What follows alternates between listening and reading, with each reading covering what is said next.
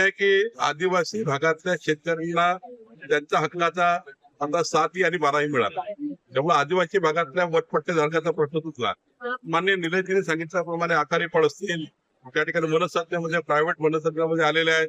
या सर्वांचा निर्णय आम्ही 12 तारखेला करणार आहोत. 12 ऑगस्टला एक बैठक लावलेली आहे, ज्यामध्ये वनमंत्री असणार, मी असणार, निलेश राणेजी असणार.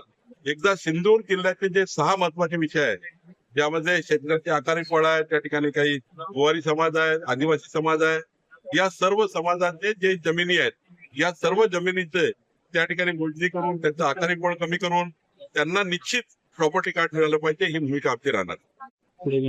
कणकवलीमध्ये छत्रपती शिवाजी महाराज महाराजोत्सव अभियान या माध्यमातून राज्याच्या सर्व विभागाच्या ज्या सेवा आहे, या सेवा आम्ही कायद्यामध्ये देण्याचा निर्णय आम्ही घेतला.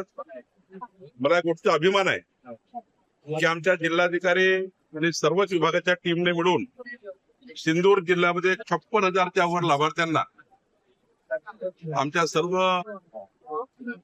विधिमंडळाच्या सदस्यांनी जनतेला लाभ मिळवून दिला.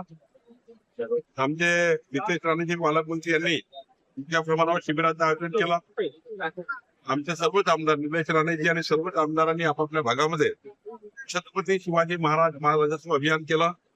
आणि मला विश्वास आहे की जनतेला जे वचन आम्ही निवडणुकीच्या काळात दिले होते, ते वचन पूर्ण करण्याकरता आम्ही आमचं सरकार देवेंद्र फडणवीस सरकार काम करत आहे. आणि राज्याच्या जनतेचे सर्वच प्रश्न सोडण्याची भूमिका आमची आहे.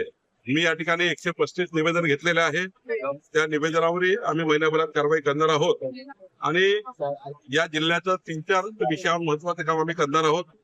या जिल्ह्याची संपूर्ण सीमांकन करणे, इंग्रजाच्या काळानंतर या जिल्ह्याचं सीमांकन झालं नाही, या जिल्ह्याची जमाबंदी करणे, जेवढे काही गावठाणं असतील, संपूर्ण घरं असतील, जिकडे घरं असतील तिकडे सर्वांचं सीमांकन आम्ही करणार.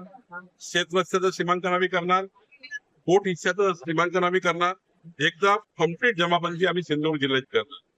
दुसरं महत्वाचं की 1 जानेवारी 2011 पूर्वी या जिल्ह्यात जे जे लोक राहतात त्या सर्वांचं त्यांचे घरं कायदेशीर करण्याचा निर्णय आम्ही करतोय. आणि तुकडेबंदी कायदा आता रद्द केल्यामुळं या ठिकाणी रहिवासी क्षेत्रामध्ये जे काही घरं आहेत त्यांनाही कायदेशीर करण्याचा निर्णय आम्ही करतोय. महिला शेतकरी दर्जा हा दिल्यामुळं प्रत्येक मतदारसंघाचे कॅप लावून प्रत्येक मतदारसंघात त्या ठिकाणी आम्ही शेतकरी महिला दर्जाचे कार्ड त्या ठिकाणी वाटप करणार आहोत. त्यांना सर्वांना शेतकरी महिला दर्जा दिल्यानंतर केंद्र सरकार राज्य सरकारची योजना मिळणार आहे. आमच्या निलेश राणेजींनी मत्स्य व्यवसायामध्ये जे काम केलं आहे ते राज्याला एक प्रेरणादायी आहे. आज या ठिकाणी मोठ्या प्रमाणावर मत्स्य व्यवसायाचं त्या ठिकाणी मोठ्या प्रमाणात पीक पाणी येत आहे. कृषी दर्जा मिळाल्यामुळे एक नवी दिशा या मत्स्य व्यवसाय विभागाला मिळाली आहे. एकंदरीत जर विचार केला, आमचं महसूल खातं हे जे लोकाभिमुख, पारदर्शी आणि गतिमान करण्याची आमची भूमिका आहे.